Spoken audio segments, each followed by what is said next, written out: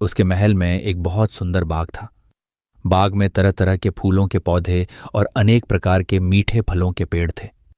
लेकिन इस बाग में सबसे आश्चर्यजनक चीज थी, एक सेब का पेड़ था जिसमें सोने के सेब लगते थे। राजा ने इस पेड़ की देखभाल का खास इंतजाम कर रखा था। जब इसके फल पकते थे तो चौकीदार रात दिन पेड़ का पहरा दिया करते थे ताकि कोई सोने का सेब चुरा कर न ले जाए। लेकिन एक दिन की बात है कि बाग के माली ने जब सोने के सेबों को गिना तो उसमें से एक सेब गायब था। उसने दौड़कर राजा को खबर दी। राजा फौरन बाग में पहुंचा। उसे यह देखकर बड़ा आश्चर्य हुआ कि देखभाल का इतना पक्का इंतजाम होने पर भी एक सेब किसी ने चुरा लिया। उसने ऐलान किया कि कोई सोने के सेब को चुराने वाले चोर का पता देगा, उसे इनाम दिया जाएगा। सबसे बड़े राजकुमार ने राजा से कहा कि रात में वह पहरा देगा और चोर को पकड़ने की कोशिश करेगा। राजा ने उसको इसकी इजाजत दे दी। बड़ा राजकुमार रात में पहरा देने लगा, लेकिन 2 घंटे बाद ही उसे नींद आ गई और वह सो गया। सुबह उठकर जब उसने सेबों को गिना तो वह देखकर चकित रह गया कि रात भर में एक और सेब गायब हो गया था।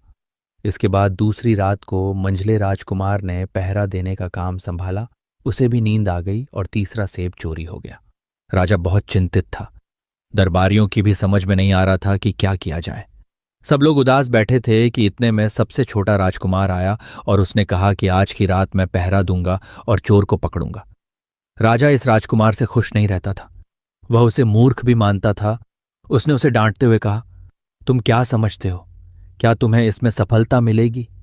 तुमसे बड़े और तुमसे ज्यादा समझदार दोनों राजकुमार इस काम में असफल हो चुके हैं। तुम जाओ, अपना काम करो। लेकिन छोटा राजकुमार नहीं माना। उसने राजा से प्रार्थना की कि उसे एक मौका जरूर दिया जाए। अंत में राजा राजी की हो गया। राजकुमार रात में पहरा देने लगा। उसने तय किया कि वह किसी भी हालत में नहीं सोएगा और चोर को जरूर पकड़ेगा। जब आधी रात हुई और 12 बजे का आखिरी घंटा बजा तो राजकुमार ने देखा कि एक सुंदर सोने की चिड़िया कहीं से उड़ती हुई आई और सेब के पेड़ पर बैठ गई। उसने देखते देखते सोने का एक सेब तोड़कर अपनी चोंच में पकड़ लिया। राजकुमार ने फौरन निशाना साधकर तीर चला दिया, लेकिन तीर चिड़िया को नहीं लगा और वह पंख फड़फड़ाकर उड़ गई। हाँ, इतना अवश्य हुआ कि उसका एक सुनहरा पंख टूटकर जमीन पर आ गिरा। दूसरे दिन सुबह राजकुमार ने राजा को सारी बात बता दी और वह सोने का पंख उनके सामने रख दिया। पंख इतना सुंदर और इतना कीमती था कि राजा उसे देखता ही रह गया। उसने कहा, अगर उस चिड़िया का एक पंख इतना सुंदर है तो वह पूरी चिड़िया कितनी सुंदर होगी। मैं चाहता हूं कि उस चिड़िया को कोई पकड़ लाए। सबसे पहले बड़ा राजकुमार इस काम के लिए रवाना हुआ। चलते चलते वह एक जंगल में पहुंचा। वहां उसने एक लोमड़ी को एक पेड़ के नीचे आराम करते हुए देखा।